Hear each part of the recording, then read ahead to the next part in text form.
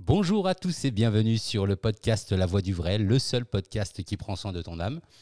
Alors, je suis Mounir et aujourd'hui, j'ai le plaisir d'être avec Sidi Farouk. Sidi Farouk, salam alaikum. Wa alaykoum salam wa rahmatullahi ta'ala wa barakatuh. Et Sidi Mehdi, salam alaikum. Wa alaykoum salam. Vous allez bien? Alhamdulillah. Soyez pas timide. Ça va, ça marche. Ça va bien? Je voulais pas parler en même temps que lui, donc. Alors, bon, on va quand même ne pas hésiter à se couper si vous avez besoin de prendre la parole. Donc aujourd'hui, on se voit pour traiter d'un sujet. Un sujet qui est à la source de tout, en fait, et par lequel on aurait peut-être dû commencer dans notre dawa, en fait. Et ce sujet, c'est la lumière. Et plus précisément, la vision de la lumière. Et donc, Sidi Farouk, tu as accepté de m'accueillir aujourd'hui pour parler de ce sujet. Est-ce que tu as réfléchi à une structure? Est-ce que tu sais comment tu as envie d'aborder la chose? Tout simplement, d'abord commencer par certains versets du Coran, parce que c'est la source la plus importante. Ouais. Et ensuite, on va aller vers les hadiths du prophète sallallahu alayhi wa sallam avec l'expérience de certains compagnons. Et puis les awliya dans l'histoire, les savants, etc. Super programme. Sidi Mehdi, t'es chaud? Je commence. Bon, prends le temps de t'échauffer tranquillement, fais ce que tu as à faire. Alors, Sidi Farouk, ouais, effectivement, la vision de la lumière dans le Coran, il est souvent dit que la lumière dans le Coran, c'est ce que certains appellent la guidance, et que la lumière est une métaphore, et notamment en ce qui concerne sa vision. Est-ce que tu peux commencer par justement des versets du Coran que tu aurais notés qui tendent à faire comprendre aux disciples que la lumière, c'est vraiment quelque chose qui se voit? Alors, tout simplement, si tu veux, on a le verset de la lumière, pour commencer. En fait, Allah dit que, donc, il utilise un de ses noms, qui est justement le nom An-Nur, qui est la lumière. Et dans ce verset-là, ensuite, il dit qu'un exemple de sa lumière, c'est une niche dans laquelle se trouve une lampe. Et la lampe est dans un récipient de cristal ou de verre, ça dépend des traductions. Et celle-ci, donc, est comme un astre de grand éclat. Donc, en fait, quand Allah il donne un exemple, c'est pour que justement on comprenne et pour que ce soit concret. Et derrière, en fait, il dit justement que justement Allah donne des exemples aux gens. Ouais. Donc, s'il nous donne des exemples, c'est que justement, c'est pour qu'on y arrive, en fait. Sinon, il n'y a pas d'intérêt à cela. Alors, juste avant, est-ce qu'on peut... donc, tu nous as donné la traduction du sens du verset. Tu peux nous le faire en arabe? Je vais laisser Sidi Mehdi, il est Sidi plus à Mehdi. même de le faire. Voilà, dans Surat An-Nur, Allah Azza wa Jal, il dit Bismillah ar-Rahman ar-Rahim Allahu nuru as-samawati wal-ard Mathalu nurihi kamishkatin fiha misbah المصباح في زجاجة الزجاجة كأنها كوكب دري يوقد من شجرة مباركة زيتونة لا شرقية ولا غربية jusqu'à la fin du verset. Ok, parfait. Je prends un moment pour souligner. Parce que je crois, donc, comme disait Sidi Farouk, en fait, dans Surat An-Nur, Allah Azza wa Jal, il commence par Allah est la lumière des cieux et de la terre. Jusqu'à maintenant, c'est pas tout est clair. Donc on peut développer, on peut écrire des livres, il n'y a pas d'informations pour nous. Jusqu'à que Allah Azza wa Jal, dans le verset, il dit l'exemple de sa lumière. Parce que les traductions, on va trouver la lumière est semblable. En fait, ils n'ont pas. Non, Matal. Matal ou Nourihi. Parce que An-Nur, Nur Allah Azza wa Jal, il est transcendant. C'est pour ça Allah Azza wa Jal, pour nous expliquer, pour nous dire, en fait, quand il commence par Allah et la lumière des cieux et de la terre, après il dit l'exemple de cette lumière. En fait, c'est comme il nous dit cette lumière, que Allah Azza wa Jal il dit qu'il est la lumière des cieux et de la terre. L'exemple de cette lumière, et il donne les 4 exemples. Il donne la niche, la lampe, le cristal et l'astre à grand éclat. Quand quelqu'un, par exemple, il lit pour la première fois, justement la première fois, ce verset, que ce soit en français ou en arabe, c'est comme il reçoit une information, il commence par Allah et la lumière des cieux et de la terre. Après, Allah, comme le Coran, c'est un message pour toute l'humanité, il dit, voilà, cette lumière, son exemple de cette lumière, elle est comme ça. Donc, une fois, quand Allah, il nous dit qu'il y a un exemple de cette lumière et il nous donne cet exemple. Il ne faut pas imaginer autre chose. C'est comme ça. Donc, on commence à se rendre compte que cette lumière, ou l'exemple de cette lumière, est concret et visible. Et je donne la parole à Sidi Farouk si je veux développer plus.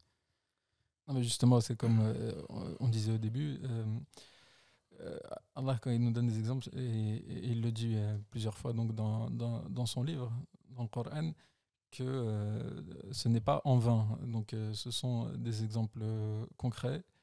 Sinon, en fait, il n'y a pas vraiment d'intérêt à cela. Donc, si tu veux, donc, ça, c'est donc une base dans laquelle, de toute façon, se sont retrouvés plein de savants dans l'histoire pour expliquer donc, ce verset et le mettre en, comment dirais-je, en introduction, justement, de cette vision concrète de la lumière. Alors à travers cela, on peut citer aussi d'autres versets dans lesquels sont mentionnés le fait que cette lumière est visible, comme dans Surat al-Hadid, donc Surat le fer, où il est dit que le jour où les croyants auront leur lumière qui sera devant eux et à leur droite. Donc déjà, on commence à avoir une notion de direction et d'étendue dans cette lumière. Donc, si on commence à donner des directions à cette lumière précise, c'est parce qu'elle est vue, en fait. Sinon, il n'y a pas d'intérêt à la décrire comme cela. Et ça, c'est un des versets les plus explicites dans le fait que ce soit visible. Ok. Sidi Mahdi, tu as envie de réagir?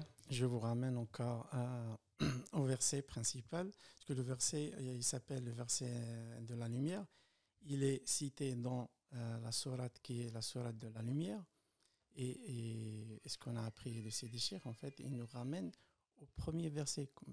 Essayez de voir comment ça commence. En fait, c'est très intéressant. Il dit, voici une sourate que nous avons fait descendre. Il parle de sourate Nur. Et que nous avons imposée. Et de quelle sourate tu parles? Sourate An-Nur. Donc ça c'est issu de Sourate Nur. Voici. Ça, c'est Sourate An-Nur. C'est le premier verset, en fait. Premier okay, verset. Vas-y, enchaîne. D'accord. Il dit, voici une sourate que nous avons fait descendre, comme il a fait descendre tous les sourates. Mais en fait, le début, on ne va pas le trouver dans tout le Coran. C'est un peu particulier que Allah commence comme ça. Commence, voici une sourate que nous avons fait descendre et que nous avons imposé. Sidi Farouk, il a dit, souligner sur imposer en arabe, c'est wa faradnaha. Elle est obligatoire. Et nous y avons descendre des versets explicites afin que vous souveniez. Et parmi ces versets explicites, ce que nous venons de décrire, l'exemple de la lumière, les 4 exemples, c'est très important aussi de porter notre attention sur le début de la sourate qui est sourate An-Nur quand même. Et dans le 35e verset, on commence vers Allah et la lumière. Il faut avoir cette attention dès le début que la vision, c'est pour ça qu'on parle de la vision aujourd'hui, de la vision de la lumière. Ce n'est pas quelque chose qui est nouveau. Chez les Arabes, au début, c'était quelque chose qu'on va voir avec Sidi Farouk aussi, qu'on va la trouver dans Sunna, dans le Coran et chez les Sahaba, comment ils ont vu cette lumière. C'est pas nouveau, c'est pas les Karkari aujourd'hui disent écoutez tout le monde, écoutez la lumière est visible. Non, on essaye de voir aussi comment on peut donner des exemples dans l'histoire des musulmans que c'est pas quelque chose de nouveau. La vision Bon. de la lumière. Donc le Coran nous parle de la lumière et en particulier de sa vision. Donc les deux ayats dont tu as parlé, issus de Surat al-Hadid et Surat al-Nur, sont entre guillemets les preuves ou les justifications dans le Coran de la vision possible de la lumière. On est OK? On est OK. OK, ça roule. Ensuite, à partir du moment où on sait qu'elle est visible, tu nous expliquais tout à l'heure ce qu'elle était, ou en tout cas, qu'était cet exemple, l'exemple de cette lumière. Donc, Allah nuru samawati wal ard, il est la lumière des cieux, Allah est la lumière des cieux et de la terre. L'exemple de sa lumière est telle une niche dans laquelle se trouve une lampe qui ressemble à un astre de grand éclat et Cristal. Il y a les quatre qui est dans un cristal et qui ressemble dans un. Ok. Donc, ok, on sait qu'elle est visible et on sait, on a une preuve à quoi elle ressemble. On sait à quoi elle ressemble, ou en tout cas l'un de ces exemples. En fait, si quelqu'un suppose qu'il n'y a pas le mot dans le verset qui dit que c'est visible. Donc, ça, c'est quelque chose de simple. C'est la lumière. Qu'est-ce qu'on fait avec la lumière? On la voit ou on ne la voit pas? Donc, Allah Azza wa Jal, il nous donne 4 exemples. Il dit, voilà, ces 4 exemples, c'est comme ça que l'exemple de la lumière doit être visé ou visualisé. Il n'y a pas d'autre, sinon on va rentrer dans l'imagination. Elle est comme ça. Bon, maintenant, moi, je suis un musulman du quotidien et, ok, j'ai bien lu la sourate, j'ai bien lu son début, je l'ai bien lu à partir du verset 35. Je fais quoi, moi, avec cet exemple? Comment est-ce que je comprends cet exemple? Est-ce que dans le Coran ou bien dans la Sunna, il y a justement une explication de ce qu'elle est, de ce que c'est cet exemple, par exemple? Alors déjà concernant en fait la lumière, tout simplement sans l'exemple. L'importance de cette lumière, si tu veux, comme on l'a dit dans les versets qu'on a cités, il y a par exemple, je vais me permettre de citer donc l'imam Ghazali dans une partie de Ihya Ulumuddin. Donc à un moment, donc il écrit ce qui suit.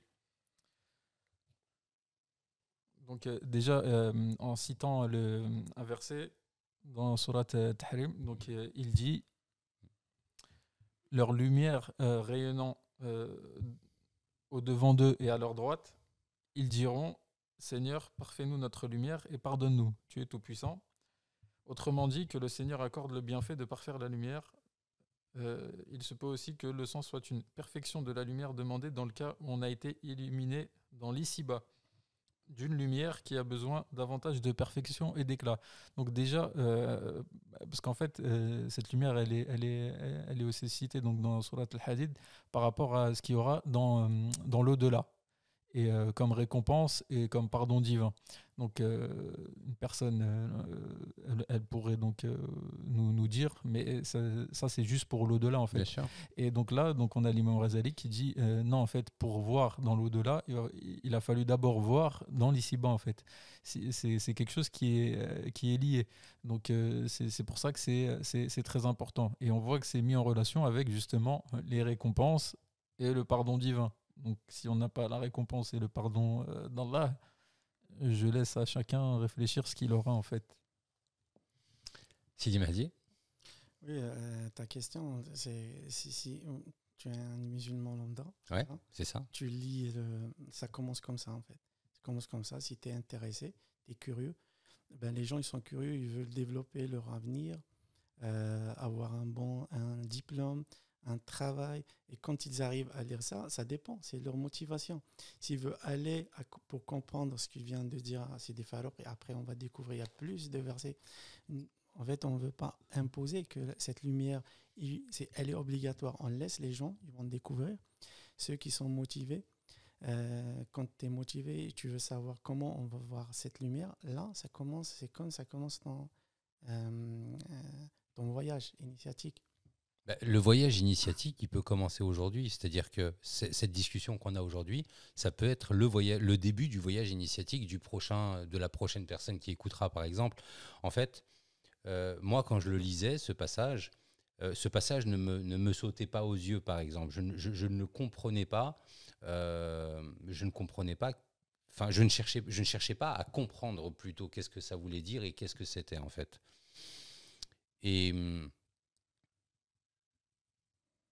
qu'est-ce qu'on pourrait donner comme os à ronger à notre auditeur pour qu'il s'intéresse justement à ce point-là en fait.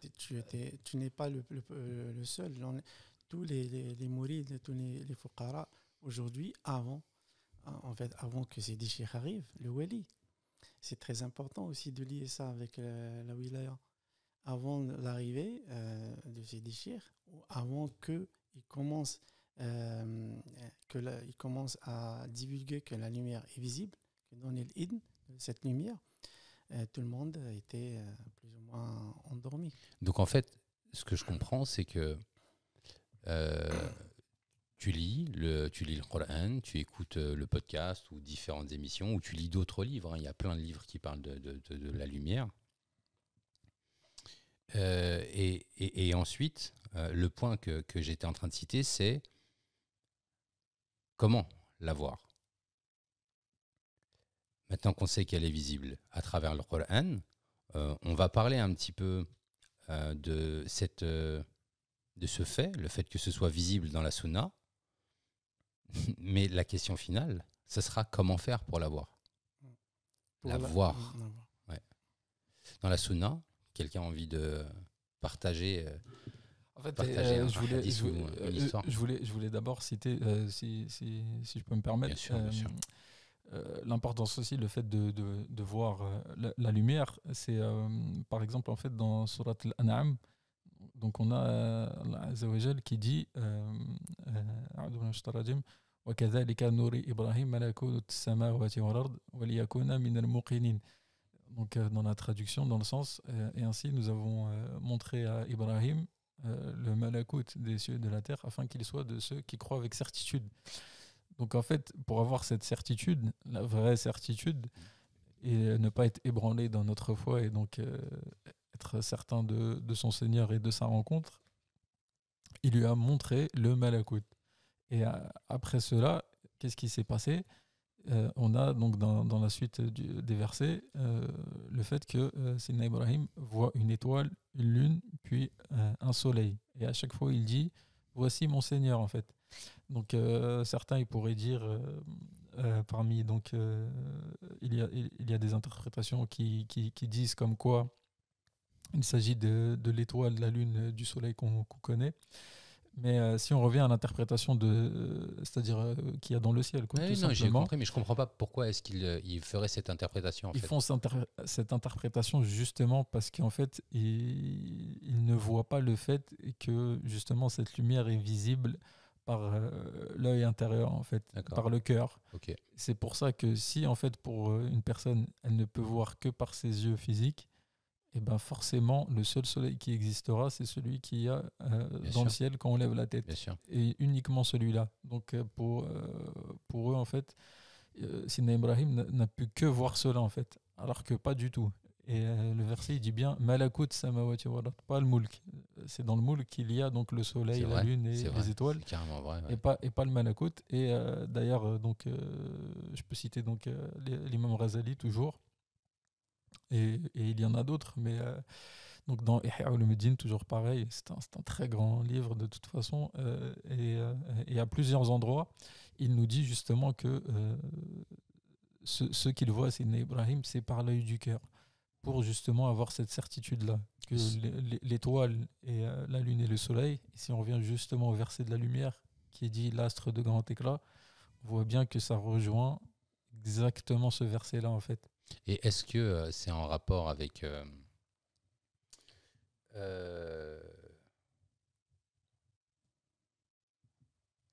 pardon, je suis en train de me perdre.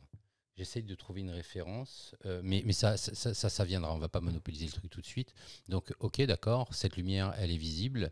Ça nous a, en plus de ça, été démontré dans le Coran, Surat Al-An'am, au moment où justement Ibrahim voyait. Ça a commencé par l'étoile, la lune et le soleil. Ça a commencé par l'étoile. Oui. L'ordre c'est enfin c'est étoile, lune, soleil. Exactement, selon Ok. en fait la taille. On peut dire ça comme ça. Ok. Et ok, quand on sait que le malakout, sa main, le malakout, c'est un mot qui est pas facile à comprendre. Sidi Mahdi, tu peux nous mettre une définition sur ce mot? Alors, il y a 3 niveaux. Il y a le Mulk, ou les 3 univers, ou les 3 mondes. Il y a le Mulk, c'est le monde physique. Si on va voir le monde physique, il a 6 directions. D'accord. Il y a les 4 directions, devant, derrière, à droite et à gauche, le haut et le bas. Mm. Alors, dans le Malakout, on va trouver que 2 directions. D'accord. Il n'y a pas les 4, 2 directions. On va simplifier comme Mais ça. qu'est-ce que c'est le malakout? Le Malakout, c'est comme Ce qu'on appelle le monde sensoriel en fait, monde spirituel. Ok.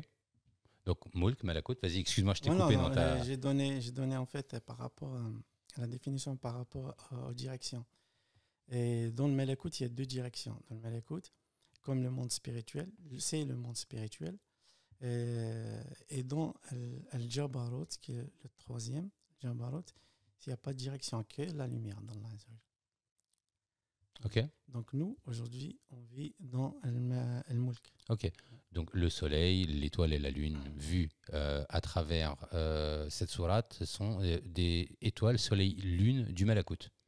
C'est ça. Donc du monde sensoriel, spirituel, on dira pour ceux qui ne comprennent pas encore ce terme-là. Et nous, actuellement, on vit dans le Moulk. Voilà, c'est ça. Parfait. Ok. Tu peux continuer. Et donc, comme je disais, donc, ce malakout-là, donc, l'œil, il est visible à travers l'œil du cœur. Donc.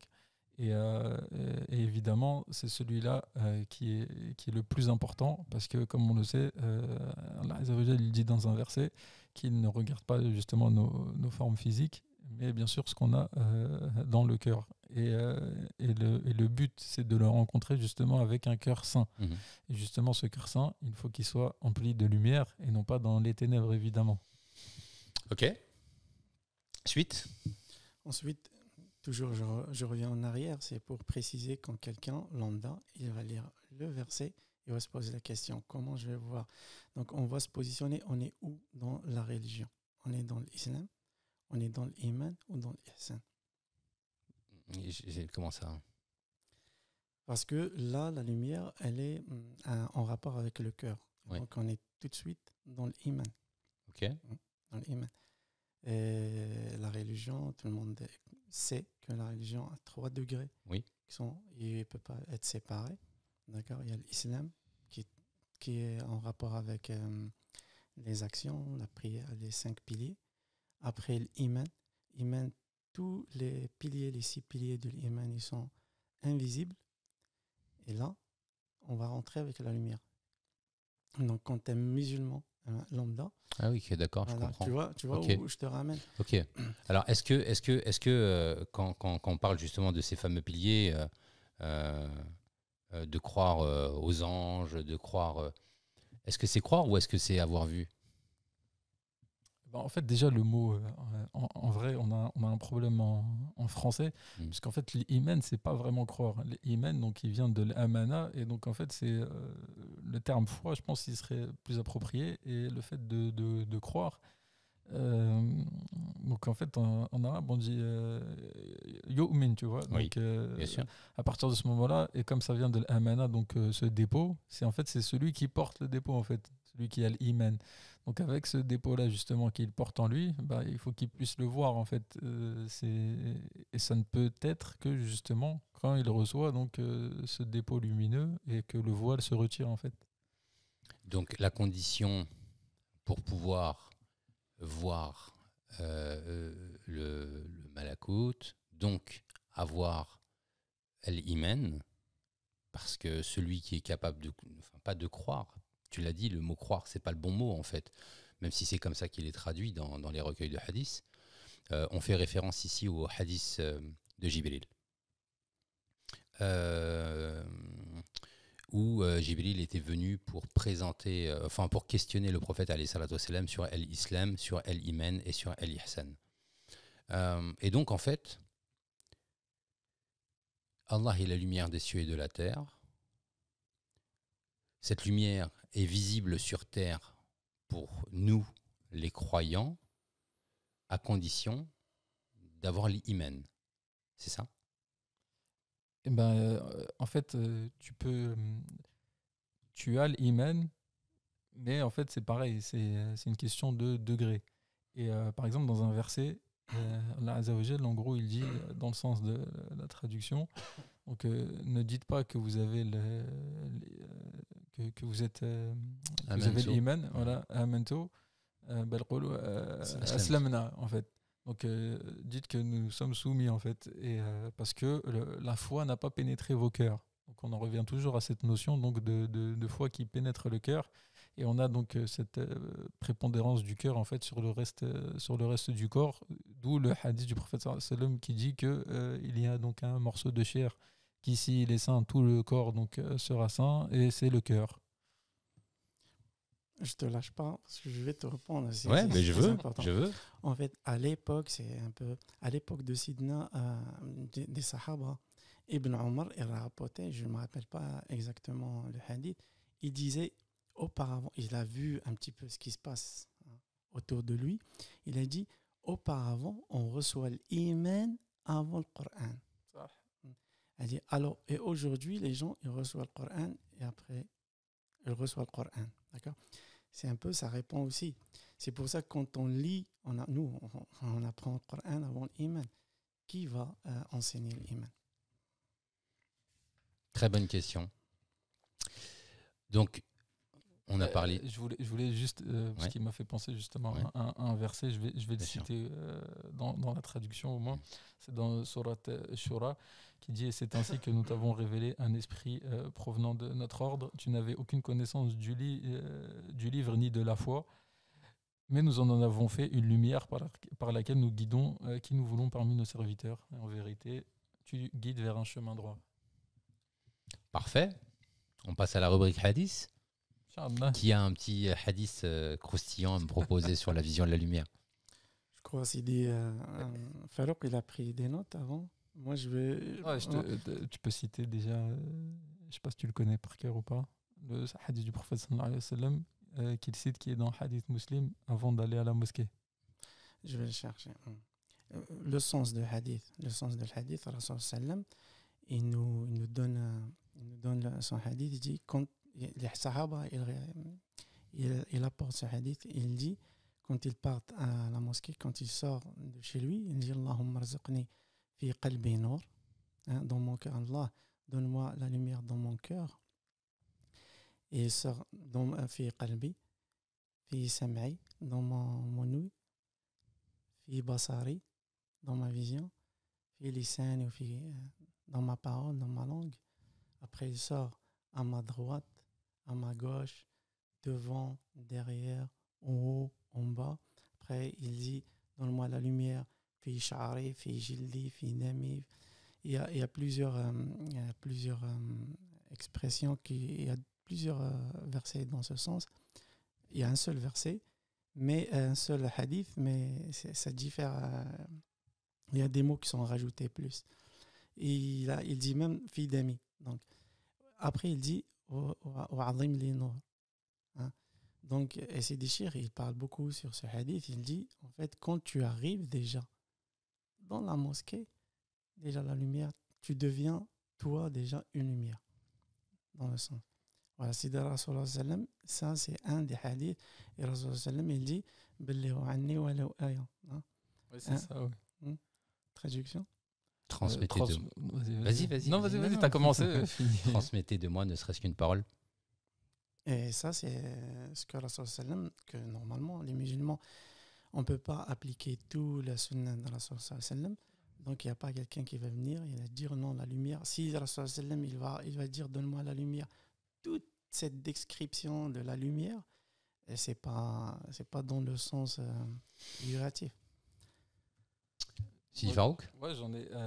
Il y a donc l'imam Razali toujours qui cite donc le compagnon Abu Darda. Donc, dans Ihya Ulumuddin, il dit: le croyant est celui qui voit au moyen de la lumière divine à travers un voile diaphane. Il s'agit là de la vérité que Dieu projette dans leur cœur et qu'il fait s'exprimer par leur voix. Donc voilà, déjà, on a quand même. C'est un hadith. Enfin, c'est une parole d'un compagnon assez claire. On a aussi le hadith du professeur sallam qui dit donc ittaqu firasat al-mu'min fa innahu yara bi nurillah. Donc craignez donc la firasa du croyant. Certes, il voit par la lumière d'Allah. Donc ça, c'est quand même assez clair, je trouve. Il y avait aussi, enfin moi la première fois, j'aime bien le répéter, mais la première fois que j'ai lu une grosse biographie du prophète, alayhi salatu wassalam, il y avait un passage qui traitait de son enfance. C'est le moment où sa maman l'avait conduit dans le désert pour qu'il se fasse allaiter par une nourrice. Et cette nourrice,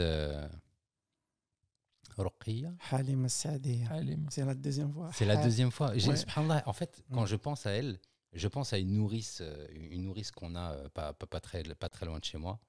Et je ne sais pas pourquoi j'associe ce nom-là à cette personne. Subhanallah. Halima Saadiya. C'est Halima Saadiya, barakallahu fik, Saadiya. Voilà. Exactement, barakallahu fik. Et d'ailleurs, il y avait une nourrice qui s'appelait Saadiya en bas de chez moi. Voilà, pour le moyen mémotechnique. Et donc, subhanallah, elle va visiter les enfants, etc. Elle est avec son mari. Mais elle est attirée par le prophète, alayhi salatu wassalam. Son mari n'était pas très chaud, entre guillemets, parce qu'il était orphelin de père et que quand tu prends en responsabilité un enfant, mieux vaut qu'il ait son papa et sa maman, en fait. Hein, et Hassoul, ils n'ont pas réussi à trouver l'enfant idéal, entre guillemets. Hein. Et Halima Saadiya se rapproche du prophète alayhi salatu wassalam, et elle témoigne qu'elle a vu une lumière jaillir de son front. Tiens. Donc ça a été la première fois dans ma vie que j'ai entendu parler de lumière, en fait. Ensuite, à un autre moment, un hadith qui est souvent repris par Sidi Bilal de Rennes. Je crois que c'est le hadith de Malik ibn Anas. Anas ibn Malik. Anas ibn Malik, je les confonds. Tu veux bien, si tu as la précision du hadith, nous en parler? Bah écoute, j'allais le citer justement. Subhanallah. Masha'Allah. Je l'ai sous les yeux. Donc, selon Anas, qui dit je suis sorti avec le prophète sallallahu alayhi wa sallam, de la maison vers la mosquée. Il y avait un qawm, donc un peuple, des gens dans la mosquée qui levaient leurs mains en faisant des invocations. Il dit sallallahu alayhi wa sallam, vois-tu dans leurs mains ce que je vois? Je dis, qu'y a-t-il dans leurs mains? Il dit sallallahu alayhi wa sallam, il y a de la lumière dans leurs mains. Je dis alors, demande à Allah qu'il me la fasse voir. Il invoqua, sallallahu alayhi wa sallam, et il me la fit voir.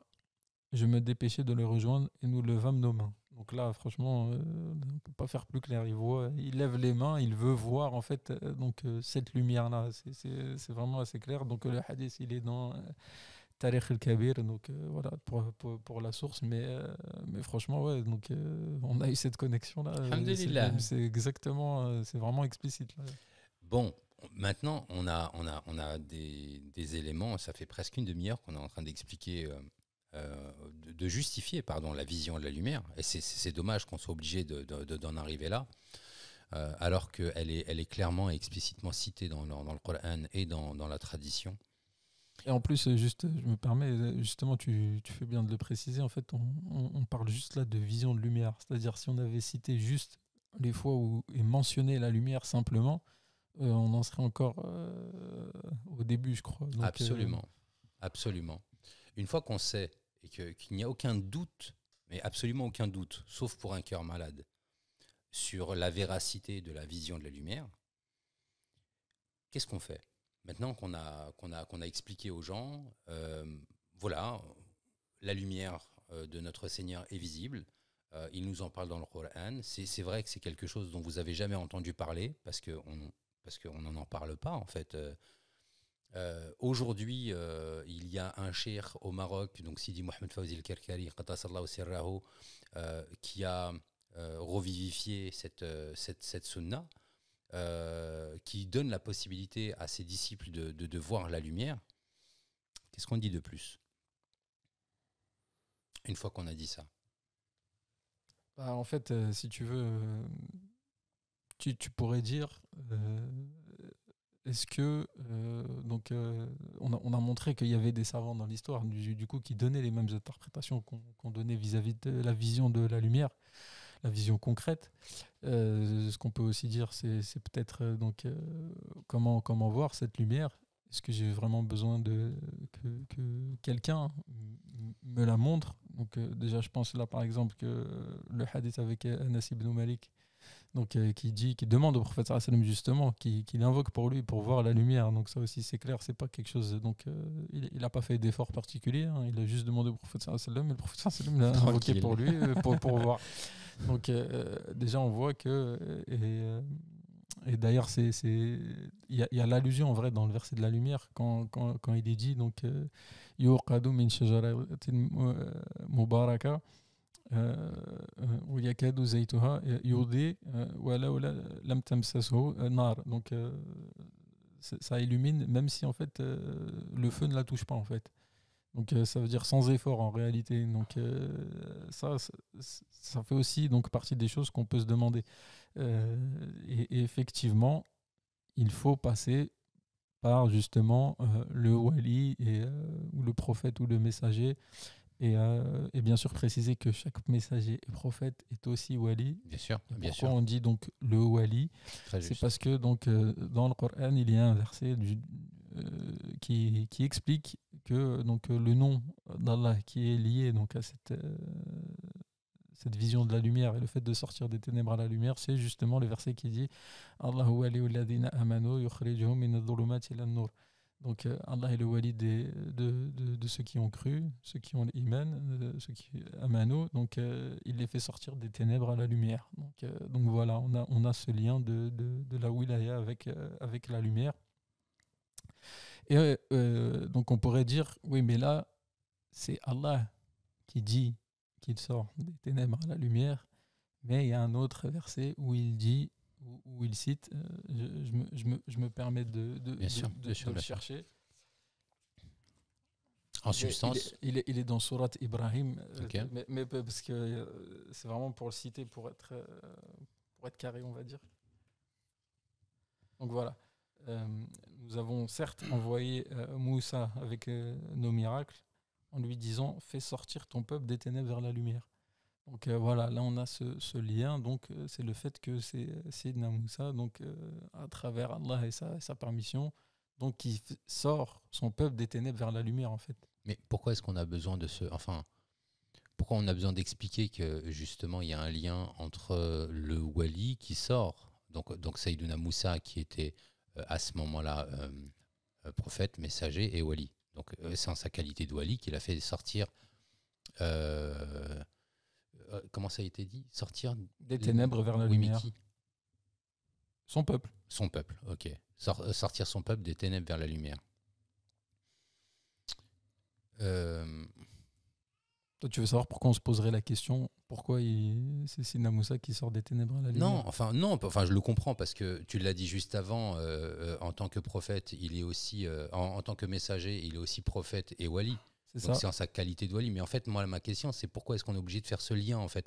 Pourquoi est-ce qu'on est obligé de faire ce lien en fait? Quand par exemple, Allah wali, ladina amanu, il les sort des ténèbres par la lumière. Ouais, c'est clair en fait. Qu'est-ce que tu veux? Pourquoi il y a besoin de faire un lien avec le wali en fait? En fait, sinon, tout un chacun pourrait se dire, j'ai pas besoin de quelqu'un pour moi trouver la lumière. Ok. Donc en fait, wali... là, c'est l'ego qui rentre en jeu et qui se dit, je vais pas demander à quelqu'un. Moi, je peux le faire tout seul. Moi, je peux. Moi, je suis un adorateur. Moi, je suis un pieux, etc. Donc Allah, il est le wali qui sort les gens des ténèbres à la lumière. Pour ce faire, il passe par un wali. C'est ça. Donc, dans le cas de Sayyidina Ibrahim, c'était Ibrahim. Dans le cas du prophète, alayhi salatu wassalam, il était messager, il était prophète et il était wali. Donc, la wilaya permet de faire voir la lumière à un peuple, à un disciple ou à un compagnon. Ok, continue. Ouais, voilà, vu que le prophète sallallahu alayhi wa sallam, il est envoyé aux univers. Ouais. Donc, le prophète sallallahu alayhi wa sallam, son peuple, c'est tout le monde en fait. Et on dirait donc, oui, mais le prophète sallallahu alayhi wa sallam, il n'est plus là. Et c'est là que, bien sûr, il y a le hadith du prophète sallallahu alayhi wa sallam qui dit Taraktu fikum kitab Allah wa itratu ahli bayti. Donc, je vous ai laissé en vous donc le livre d'Allah et ma descendance pieuse, le parfum, comme on dit, donc l'aitra. Voilà, donc ça veut dire que ce lien, il continue jusqu'à aujourd'hui en tant que wilaya et pas prophétie, parce que le prophète sallam dit évidemment qu'il est le premier des prophètes et le sceau des prophètes. Bien sûr. Donc à partir de ce moment-là, il précise le fait que quand même il a laissé donc sa descendance pieuse, et c'est pour ça que donc la meilleure salat ala nabi qu'on puisse faire selon le prophète sallam lui-même, c'est la salat ibrahimiya, dans lequel il est demandé de prier sur le prophète sallam ainsi que sa famille. Sidi Mahdi. Ouais, en fait, j'étais en train d'écrire le même verset. Allahu waliyul ladhina amanu. Là, on a déjà évoqué wali. Et le wali, c'est un des asma Allah al-Husna. Et Allah Azza wa Jal, dans le Coran, il dit aussi Ala inna awliya Allah la khawfun alayhim wa la hum yahzanun. Donc, il y a des humains qui sont awliya aussi. C'est un nom qu'on peut trouver chez Allah quand il veut quelqu'un lui donner la wilaya. Donc, il lui donne cette wilaya. Et c'est ça, si on parle de la lumière, qu'elle est concrète et qu'on peut la voir, c'est qu'il y a quelqu'un qui donne cet accès, bien sûr, avec un dua, comme était dans le hadith à Rasul sallam, quand le sahabi lui a dit « Je veux voir moi aussi ». D'accord. Il a vu. Mais si maintenant on va faire la liaison entre l'iman ou le nour, dans le hadith, si on est d'accord. Allons-y. Il y a le hadith qui est connu, Kayfa asbahta ya Haritha. Rasul sallam, Haritha, c'est un sahabi. Il rencontre Sidna Rasul sallam. Il rencontre Sidna Rasul sallam, Haritha. Il lui dit comment tu vas, Haritha, aujourd'hui, ce matin. Et Haritha lui dit asbahtu, je suis devenu un vrai mu'minan haqqan, un vrai mu'min. Alors il lui demande c'est quoi ta preuve. Toi, ta preuve. Donc il commence à lui dire qu'est-ce qui se passe. Il lui dit voilà, Haritha, dans le sens du hadith, il dit Azaftu an dunya, c'est-à-dire dunya, elle l'attire plus. Donc que ce soit l'or ou la pierre, ils sont égaux pour lui, dans son œil. Donc il passe la nuit dans la prière et le matin il fait le jeûne. Donc jusqu'à, il dit jusqu'à anni ara andur min arsh ar-rahman. C'est comme je suis le cas, c'est le cas qu'on a trouvé dans les versets 35 ka'annaha, on trouve toujours ce cas, c'est pas quelque chose, c'est très subtil aussi. Il dit wa ka'anni, comme je me trouve au-dessus de Arsh ar-Rahman et je regarde, il regarde les gens de l'enfer, il regarde les gens du paradis. Il donne des explications. D'accord. Alors Rasul sallam, après il a développé. Après Rasul sallam, il dit Abdun arafta falzam. Tu as connu, alors reste constant. Falzam, c'est-à-dire là, tu bouges pas d'ici, reste là. Après il rajoute quoi Rasul sallam? Abdun nawwara Allahu qalbah. Tu peux traduire. Voici un serviteur dont Allah a illuminé la foi dans son cœur. Et là, on voit, on va le développer après, on voit qu'est-ce qu'elle fait la lumière. C'est pas comme quelqu'un qui lit tous les versets du paradis, mais il n'a rien vu. Tous les versets de l'enfer, mais il n'a rien vu. Tu vois la lumière, dans l'iman, c'est pour ça on se lit avec le verset Allah waliyul ladhina amanu. Déjà, cette citation, ceux qui sont crus, il les fait sortir des ténèbres, des ténèbres vers la lumière. D'accord. Voilà, je vais faire le lien entre l'iman ou le nour à travers un hadith, et ça, c'est clair. Parfait. Ouais. C'est bien, c'est bon pour toi? Okay. Ça me va, moi. Ok, s'il y a des questions pour tes auditeurs, ils peuvent les mettre dans les commentaires. Chers auditeurs, c'est l'heure du Mahdi Show. C'est l'heure du Mehdi Show. Il vous invite à poser des questions en commentaire et je me joins à cette invitation. Comme vous avez pu le constater aujourd'hui, on a parlé de pas mal de choses. On a parlé de la lumière essentiellement, mais on a expliqué en tirant nos preuves du Coran et de la Sunna que cette lumière était visible. Il n'y a pas particulièrement de jugement de valeur ou quoi que ce soit. Quand on dit amano, ce sont les gens qui ont cru. On ne fait que répéter ce qui est dit dans le Coran et dans les hadiths. D'accord ? Ok, une fois qu'on croit en ça maintenant, je pense que cette démonstration est nette et claire en fait. Ok, maintenant l'auditeur sait que cette lumière est visible selon le Coran et la Sunna. Qu'est-ce qu'on lui rajoute maintenant à l'auditeur pour l'aider à aller vers elle? En fait, selon le Coran et le Sunna, après, dans les siècles jusqu'à aujourd'hui, il y a toujours des traces, il y a toujours des livres, il y a toujours la lumière. Donc, c'est pas aujourd'hui, quand les Kakari parlent de la vision de la lumière, c'est pas nouveau. C'est tout. C'est pas nouveau. Les gens qui sont intéressés pour documenter, pour regarder les livres, il y a plein de livres qui parlent des hadiths qui sont des hadiths authentiques. Des livres Mishkat al-Anwar de Al-Ghazali, il y a beaucoup de livres. Donc, c'est pas nouveau. Aujourd'hui, la vision de la lumière, c'est pas nouveau. Ce qui est nouveau, en fait, c'est notre prédisposition ou notre pensée. Ça, c'est nouveau. Comment on voit l'islam, comment on pense que l'islam, il est figé, il est comme ça, alors il n'est pas comme ça. L'islam, il est grand, il est immense. C'est la dernière révélation, il y a le Coran. Donc, les gens qui sont intéressés, qui veulent développer le sujet pour voir des références, il n'y a que des références. J'ai l'impression que Sidi Farouk qui veut nous sortir une nouvelle référence. Là, tu es en train de plonger dedans. Elle parle de quoi, cette lecture? Là, c'est la première qui m'est tombée parmi celle que j'avais notée. Par exemple, il y a quelqu'un qui est très connu et très apprécié d'un certain peuple, qui est l'Émir Abdelkader. Oui. Donc, voilà. Et que moi-même j'aime beaucoup. Hein. D'accord. On va deviner pourquoi, ainsi que Sidi Mahdi. Et moi aussi. Ouais, alhamdoulilah. En fait, je ne le connais pas, mais vas-y. Donc, l'Émir Abdelkader, il dit par exemple dans le livre des Haltes, on se traduit comme ça, donc Kitab al-Mawaqif. Donc, il a un chapitre dans lequel il est nommé tout simplement par la lumière. Et à un moment, il dit voilà pourquoi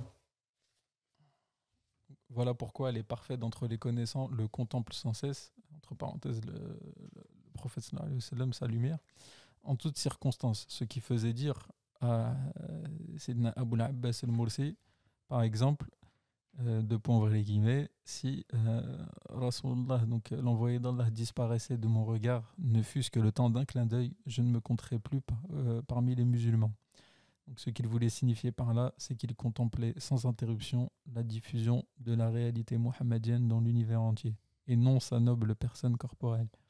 Donc la réalité mohammedienne à travers bien sûr le hadith Qudsi qui est dit donc Qabbattu qabdatan min nuri fa qultu laha kuni Muhammad. Donc voilà, Azza wa Jal, il dit dans le sens j'ai pris une poignée de ma lumière et je lui ai dit sois Mohammed. Donc c'est par rapport à cette réalité lumineuse justement que l'Imam Abdelkader cite ici, dans lequel ceux qui ont les connaissants par Allah voient, et l'objectif c'est de la voir sans cesse comme un grand shir soufi qui est Abul Abbas al-Mursi. Dans la citation de l'Émir Abdelkader que tu viens de terminer, ça m'a fait penser à toi, Sidi Mahdi. D'accord. Un jour, il y a 3 ans, j'étais jeune disciple, enfin bébé disciple, comme dit Sidi Chir. Et c'était un majma et on était chez toi. Je te pose la question et je te dis, mais toi, tu la vois tout le temps, la lumière, tu la vois tout le temps?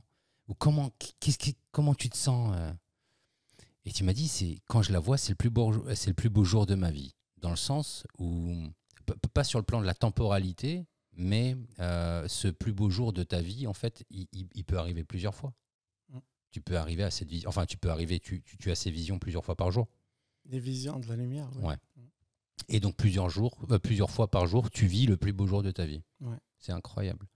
Moi, pour le coup, je trouve que poursuivre encore et encore dans l'épreuve, ce serait peut-être un peu trop lourd, peut-être même indigeste. On a apporté la preuve que cette lumière est visible depuis tout le temps, en fait. Depuis la naissance du prophète, alayhi salatu wassalam, à l'époque de Sayyiduna Moussa, à l'époque de Sayyiduna Ibrahim, on a raconté des histoires de compagnons qui, justement, pour Anas ibn Malik, c'est ça ? C'est ça. Voilà, Anas ibn Anas Malik, ibn ouais. Malik. Lui-même avait fait la demande au prophète alayhi salatu wassalam en direct. Vas-y. Alors, moi, je tiens juste à rajouter que quand il lui a fait la demande, ils allaient pour prier le Fajr. Et ils étaient dans le dernier tiers de la nuit, vu que le Fajr, il n'était pas arrivé. Ils étaient dans le dernier tiers de la nuit, en fait. Et dans le dernier tiers de... Hein ? D'accord, ouais. Et dans le dernier tiers de la nuit, il y avait des gens qui faisaient des invocations. Enfin, dans ce que je comprends, vu qu'on va à la mosquée pour prier le Fajr, c'est que le Fajr, il n'est pas encore arrivé. Et que naturellement, dans la temporalité, on est dans le dernier tiers de la nuit. Et en marchant avec le prophète, alayhi salatu wassalam, tous les deux voient un groupe de musulmans, de mu'minines, qui font du dhikr. C'est ça, en fait. C'est Al-Sofa. Ouais, c'est ça qui s'est passé, Les gens en de fait. Sofa, ils habitent dans la mosquée. Ils ont un coin dans la mosquée. Et le prophète, alayhi salatu wassalam, il n'a pas dit « Est-ce que tu as vu la lumière qui est dans sa main ?» Il a dit « Est-ce que tu vois dans leur main ?» Donc, moi, je pense que c'est aussi une allusion à tout ce que Sidi Cheikh nous dit, et en particulier du régime qu'il nous propose en matière de dhikr. Le dernier tiers de la nuit, il est fondamental. Et c'est à ce moment-là que Anas ibn Malik il a vu la lumière. Voilà, je voulais juste admettre ce moment-là, le dernier tiers de la nuit, parce qu'il a été cité dans le hadith sans avoir été réellement cité. Et voilà, je voulais juste faire un petit tafsir façon Mounir. T'as raison. Ouais.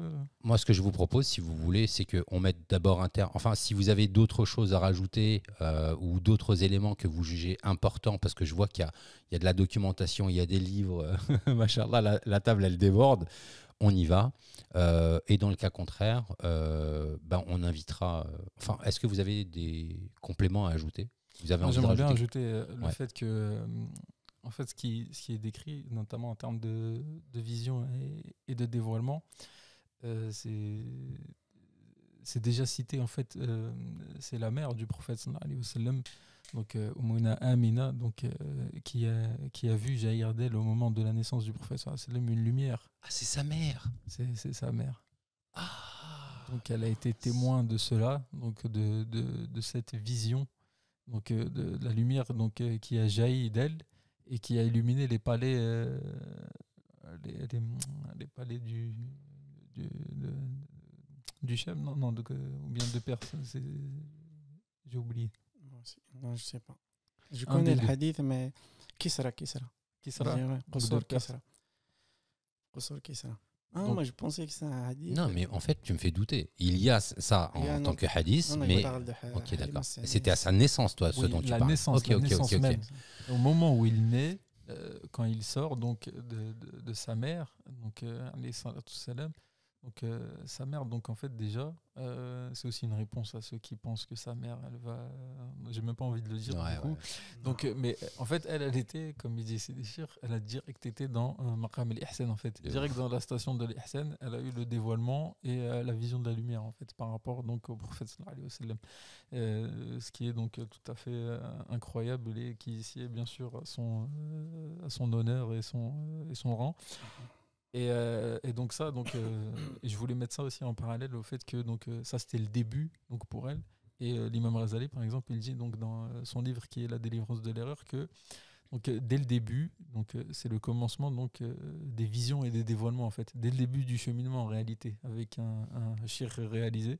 Ça, c'est des choses qui est le début. Donc, il dit, en état de veille, les soufis contemplent les anges et les esprits des prophètes. Ils entendent leur voix et profitent de leurs conseils. Puis il se hausse de la vision d'images et de symboles à des degrés ineffables. Nul ne peut tenter d'exprimer ses états d'âme sans courir à l'inévitable échec. Donc ça c'est quelque chose donc, qui décrit en fait en vrai c'est normal dans le tasawwuf. Une fois que on a donc comme il dit c'est en fait le plus dur c'est de trouver le wali en fait. Et une fois qu'il est trouvé, c'est lui en fait qui te fait avancer. Mais c'est ça le plus dur. Donc on peut réinviter aussi comme d'habitude. Celui qui a un doute, il peut faire salat istikhara tout simplement et demander à son Seigneur et à personne d'autre en fait. Ouais, il doit le faire. Il doit le faire en dehors du doute. En fait, on n'est pas en train de dire que ça va changer ta religion, que ça va changer ta croyance, que ça va changer. On est en train de t'expliquer que si l'islam est une religion dans laquelle tu réussis à vivre, à t'exprimer, et que au fond de ton cœur, il y a un appel à autre chose en fait. Il y a un appel à quelque chose de différent, quelque chose de plus profond, tout en restant dans le registre de l'islam. Ce qui a été le cas de nombreux fuqara avec qui j'ai pu discuter, qui étaient musulmans depuis des années et qui avaient l'impression qu'il y avait un vide et qu'ils avaient envie de combler, notamment. Et en fait, ce vide, c'est l'appel de ton cœur, tu vois. Et si tu es en train d'écouter ce message, à nouveau, on va t'encourager à demander à ton Seigneur. Hein, tu fais une salat istikhara pour demander à ton Seigneur.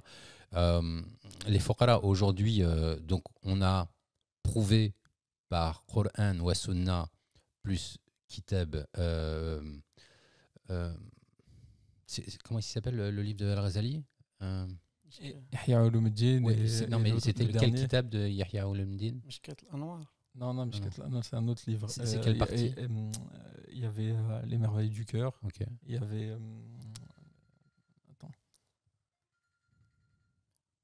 Okay. Il y avait donc un autre livre donc, qui est donc Al-Munqidh min ad-Dalal, mais donc dans celui-là il y avait et Les Merveilles du Cœur et L'apaisement du cœur. C'est bon? Ok, vas-y, continue. Donc il y a celui-là. En réalité, il y en a d'autres, mais bon là aujourd'hui c'est ceux-là qui ont été cités. Donc Les Merveilles du Cœur et L'apaisement du cœur que chacun de toute façon il peut trouver facilement et trouver ses passages. Donc en fait si tu veux. Il y en a tellement d'autres. Hein. On peut citer par exemple Abdel Qadir Jilani. Donc là on a dit les Abdel Qadir, Cheikh Al-Alaoui. Donc en fait toute la littérature soufie, même de Ahl Sunnah, tout ça en fait on le trouve très facilement. Il y a Sidi Ibn Ajiba qui a écrit énormément là-dessus. Donc en fait je sais pas, on pourrait pas s'arrêter en fait. Les quatre imams, donc l'imam Shafi'i qui parle de la lumière, l'imam Malik en fait, je sais pas où m'arrêter en fait. Bah écoute, si tu sais pas où t'arrêter, je vais te proposer de le faire pour toi. On est arrivé au terme de notre épisode. Sidi Mahdi, il a envie de parler. Et il veut garder le micro. Une heure, je peux pas te donner une heure. On peut pas parler de la vision de la lumière sans citer le contexte où Sidi Cheikh il a écrit son deuxième livre, Mahajja al-Bayda, La Voix Blanche. Ouais. Il y a une traduction que vous pouvez trouver dans la maison des 7 lectures. Ouais. D'accord. En fait, le contexte, il est très intéressant. Peut-être on va le développer ultérieurement, Inch'Allah. Mais ok, donc en appel à l'action, tu es en train de dire, je me permets, tu es en train de dire, hop là, Mahajja al-Bayda, hein, donc La Voix Blanche, écrit par Sidi Cheikh. La version arabe, celle-là. Oui, c'est la version arabe. La version française est disponible évidemment sur Amazon, format Kindle, en papier broché et publié aux éditions les 7 lectures. Juste à un moment, en fait, je crois il est dit donc en fait toute ta religion, en fait, il parle comme ça en fait aux musulmans. Hein, toute ta religion est lumière. Pourquoi tu veux vivre dans les ténèbres en fait?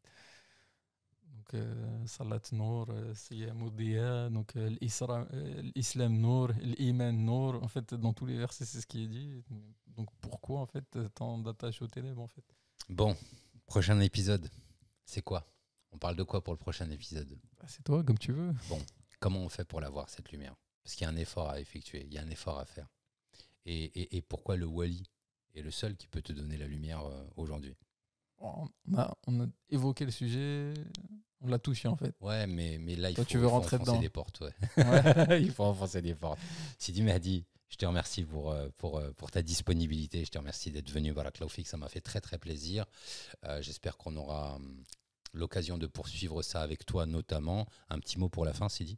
Merci pour toi aussi. Merci pour Sidi Farouk qui nous a accueillis chez lui. Pas de problème, c'est vous qui êtes venu. Moi, j'ai rien fait du tout. Inch'Allah. Sidi Farouk, un dernier mot. Bah, écoute, Allah yjazik pour être venu. Jazana yak. Voilà, ainsi que Sidi Mahdi. J'espère que ça va être bénéfique déjà à nous pour commencer. Inch'Allah. Et aux autres, Inch'Allah. Inch'Allah. Chers abonnés, c'est ainsi qu'on va conclure cet épisode. Chers abonnés. Cet épisode va se conclure par la plus belle des salutations. Cette salutation est celle de l'islam. Salam alaikum wa rahmatullahi wa barakatuhu.